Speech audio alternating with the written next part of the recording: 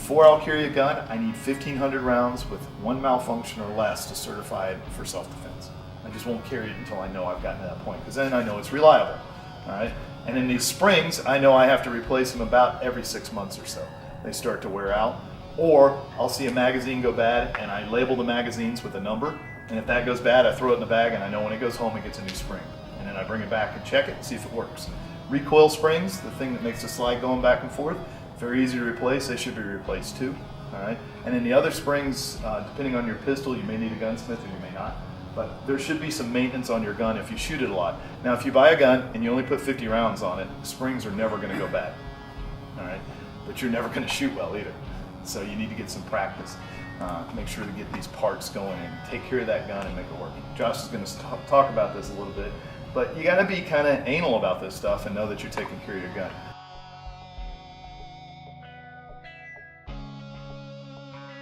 Machines do two things. What do they do? Work or break. Bingo. And proper maintenance prevents that. It's like a car. You know, guns require basic maintenance. You gotta, you know, like in a car, you change the oil, you change your brake pads. Parts on guns wear out the same way. A recoil spring can wear out, magazine springs can wear out.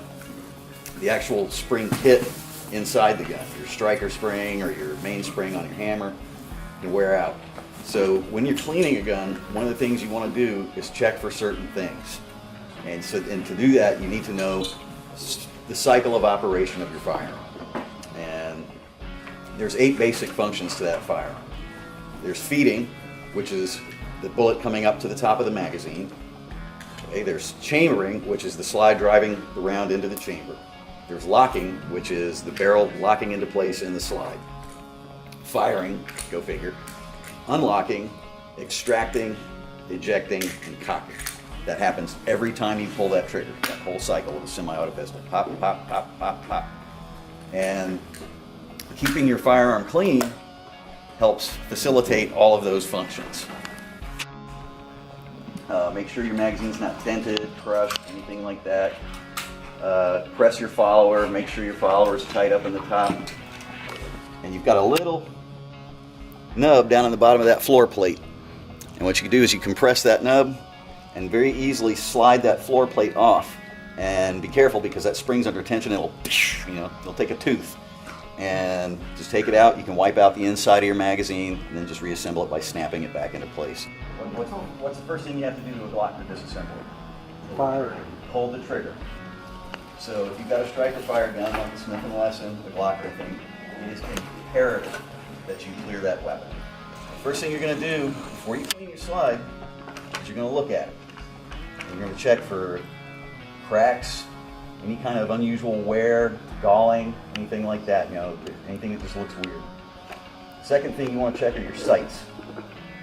Are they straight? Have they shifted while you're shooting? Are they broken? Are they tight? Do they wiggle? Just make sure they're all good.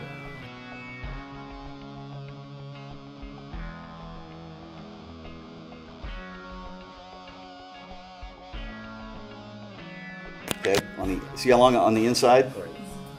Those rails are what you want to keep the cleanest because that is what slides against your frame. So what you can do is basically for these pistols, they're so easy to maintain. They're designed to be that way. You can use Q-tips, shop towels, anything that you can just get down in there.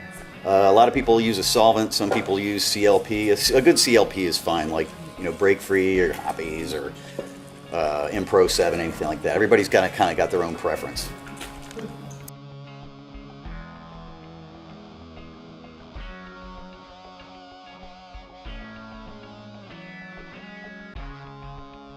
You can see it, you can clean it. Clean the outside. Make sure you get your breech face, which is this part right here where your firing pin comes out of the breech face. Another part you want to get is if you look at your breech face, there's a little hook in there.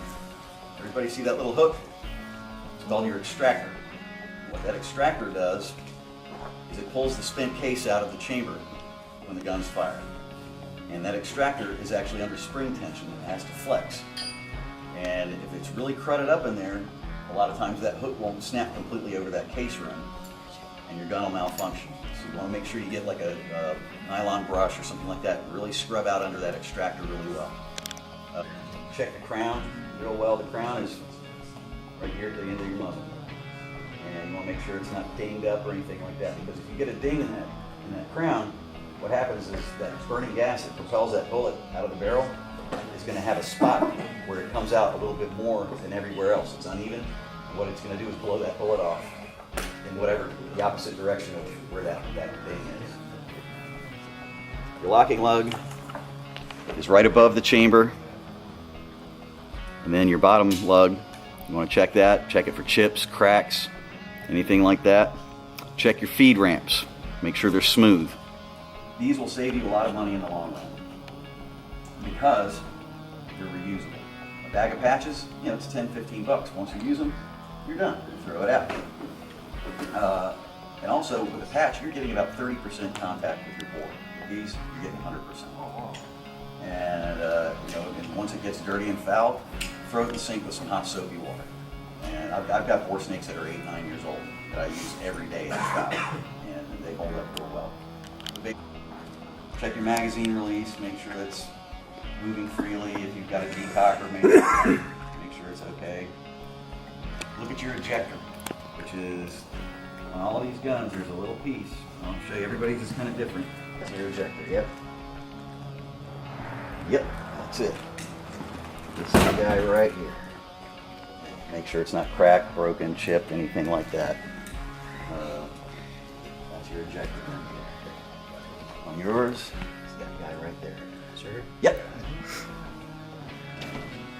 On yours, your ejector is that guy right there.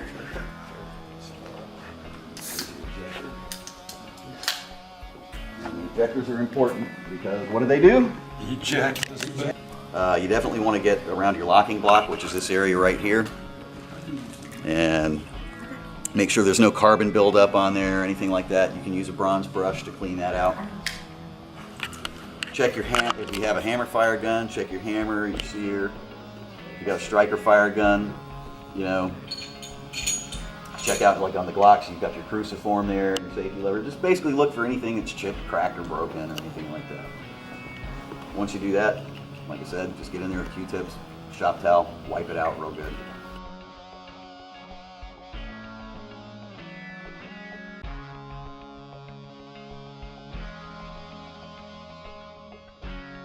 Don't over lubricate also, because as we were just talking about lint, guess what oil does? And what happens when you mix oil and lint? It turns into sludge, and it gets really nasty and goopy. So when you're lubricating your gun, when you reassemble it, what I like to do is just put 2 drops of oil on those rails, just enough to get them wet.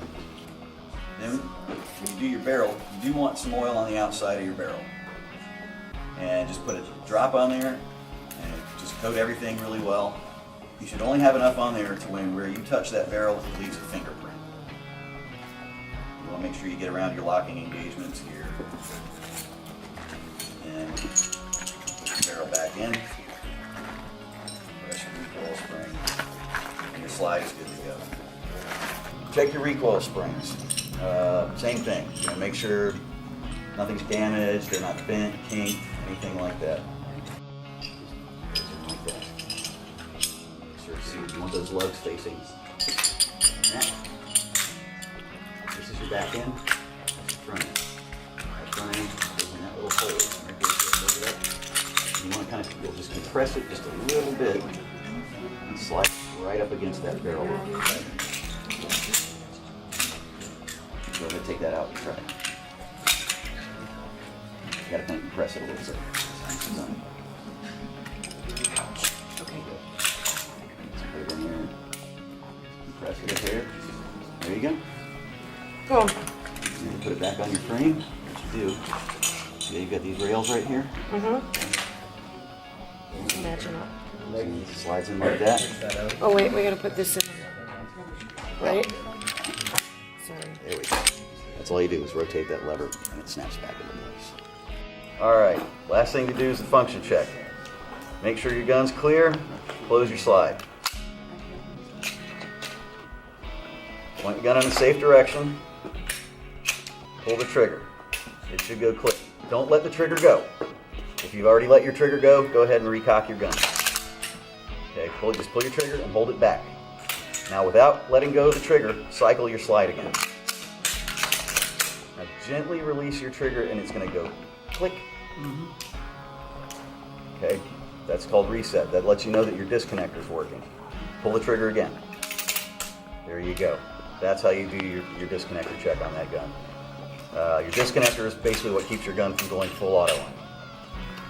and it also prevents it from firing out of battery. If you have a safety on the gun, go ahead, cock the gun, and put your safety on, and pull the trigger, and nothing should happen. Everybody kind of will develop their own personal cleaning habits. Kind of, everybody brushes their teeth in a different way, And what was it? Mel Brooks, up and down, side, side, side, side, side.